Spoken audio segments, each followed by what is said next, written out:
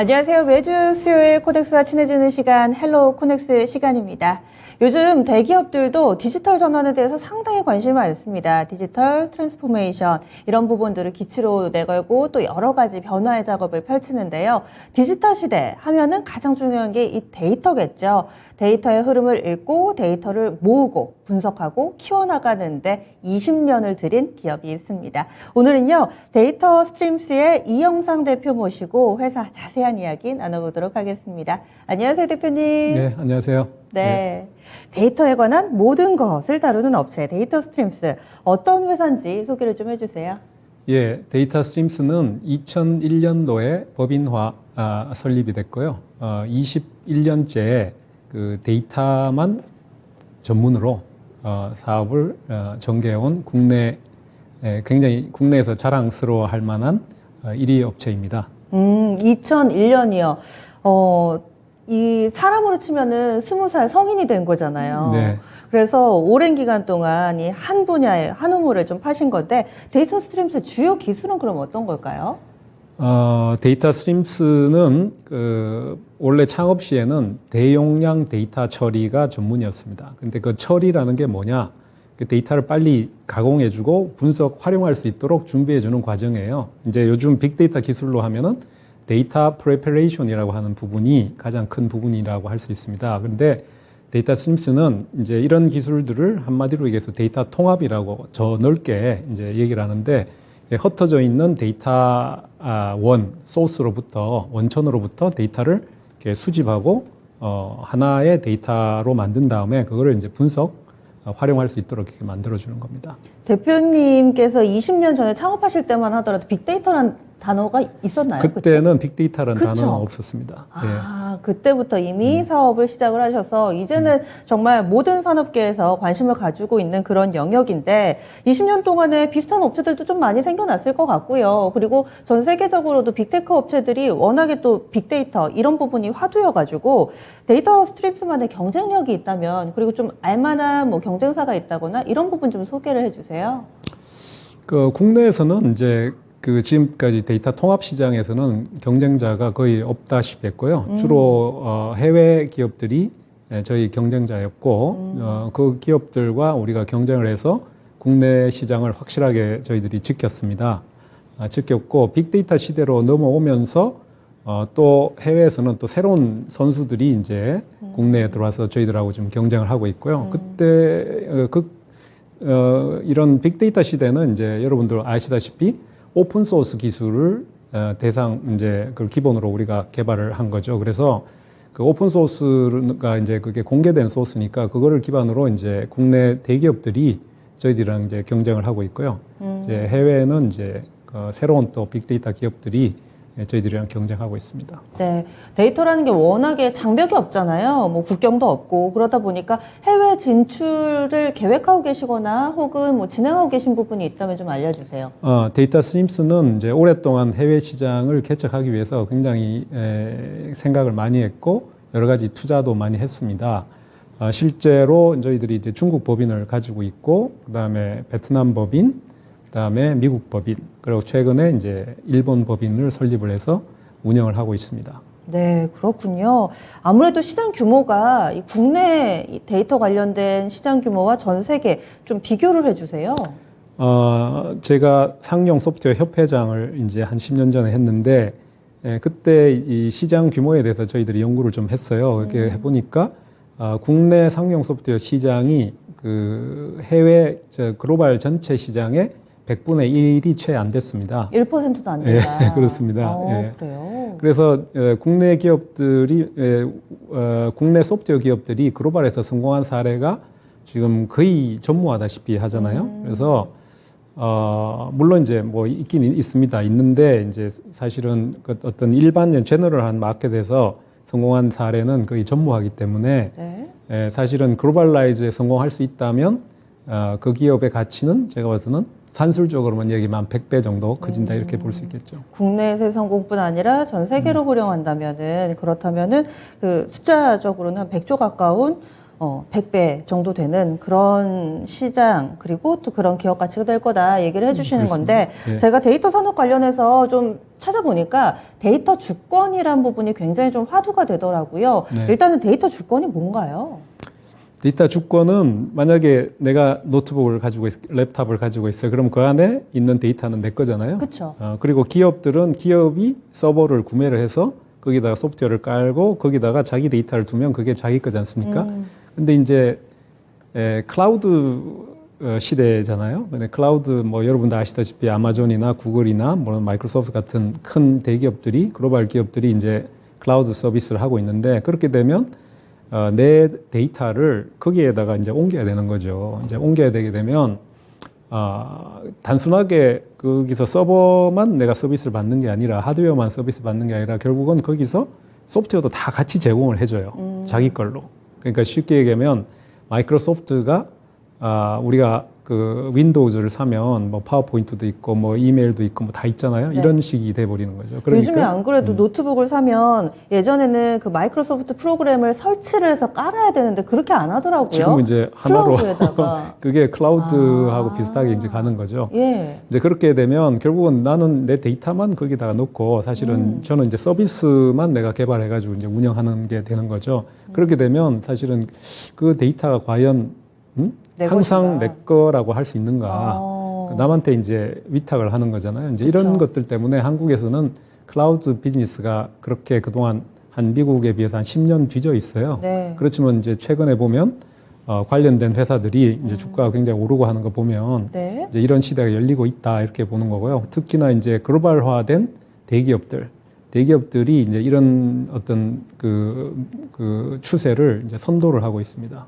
그렇군요. 예. 사실 클라우드 서비스 하면은 뭐 AWS, 아마존에서 하는 것이나 아니면 마이크로소프트 애저 이런 것들만 생각이 나는데 그렇게 되면은 우리나라의 이 데이터 주권을 지키기 위해서 어떤 부분이 좀 필요할까요? 여러분들 잘 아시다시피 이제 개인정보보호법이 우리나라가 아마 세계에서 제일 강한 개인정보보호법을 갖고 있잖아요. 예. 규제가 강력하군요. 굉장히 강력하죠. 왜냐하면 처벌이나 이런 것들이 이제 굉장히 강력하다 보니까 데이터 활용이 지금 잘 안 되고 있는 그 정도까지 지금 가 있는데 데이터 주권이라고 하는 거는 이제 개인정보 보호처럼 개인의 어떤 그 자산을 보호하는 게 아니라 결국 이제 국가적으로 봤을 때 이제 어떤 기업이나 어떤 뭐 공공 데이터는 어차피 공개를 하니까 일부는 공개되지만 일단 기업 데이터라든지 이런 대부분의 개인 데이터 같은 것들이 결국 클라우드에 다 올라가서 결국 거기서 이제 운영이 되다 보면 이게 이 데이터가 한국 건지 아니면은 뭐 글로벌 회사 건지 이제 모를 경우가 이제 발생을 할 수가 있다고 생각합니다. 그래서 이런 부분들 때문에 그 데이터 주권에 대한 문제가 나오게 된 거고 그리고 이 부분을 우리가 그 방지하고 그런 거를 기술을 이렇게 결국은 이제 데이터 주권을 확보한다는 것은 데이터 기술을 확보하는 거예요. 서버는 클라우드 회사에 맡기더라도 네. 실제 중요한 데이터 플랫폼 같은 경우는 국내에 어떤 강력한 기술을 갖고 있는 회사가 있어서 그런 데이터 플랫폼을 그런 서비스를 함으로 해서 결국 데이터 주권을 이제 지킬 수 있어야 되지 않는가 이런 부분들이죠. 쉽게 얘기하면 비록 클라우드 플랫폼이 글로벌 회사 거지만 그 위에서 데이터를 다루는 부분들은 국내에 강력한 회사들이 있어서 그런 부분들은 어떤 국내에서 서로 통할 수 있는 그리고 서로 신뢰할 수 있는 그런 회사의 서비스가 필요하다. 이제 그런 부분이 중요한 부분이 되겠습니다. 더더군다나 그러면 이런 디지털 주권은 더 강조가 되겠네요, 앞으로. 그러면 이 대기업들도 디지털 트랜스포메이션 이런 부분들 많이 좀 진행을 하고 있는데 이런 상황 속에서 데이터 스트림스가 시장을 어떻게 좀 확대해 나갈 계획이세요?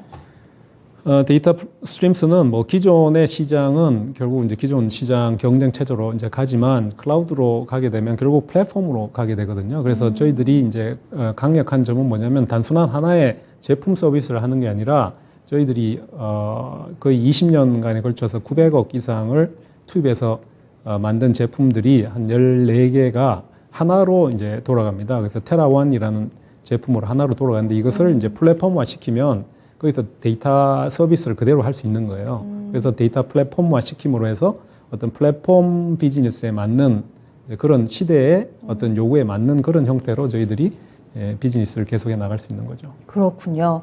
저희 시청자분들이 잠재적인 투자자분들이세요. 아무래도 주식 예, 방송이니까. 예, 토마토, 그러면 네, 이렇게 주식 투자자의 입장에서 만약에 데이터 스트림스를 투자한다 그러면 왜 해야 되는지 이런 부분에 대해서 설명을 좀 해주십시오. 일단은 이제 데이터 스트림스는 국내 1위 회사입니다.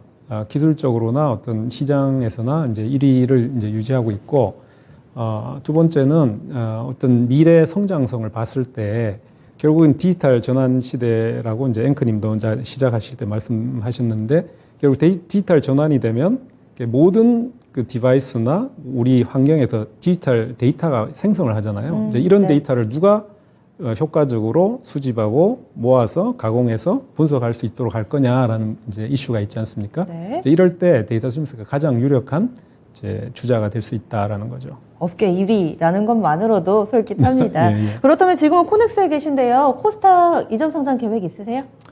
사실은 이제 저희들이 올해 계획을 다 했었는데, 네, 시장 저희들이 이제 상황이. 시장 상황도 네, 그렇고 맞아요. 여러 가지 이유가 있어서 올해보다는 내년에 저희들이 다시 계획을 하고 있고요. 내년 하반기에는 이제 시장이 좋아질 거라고 보고 있고요.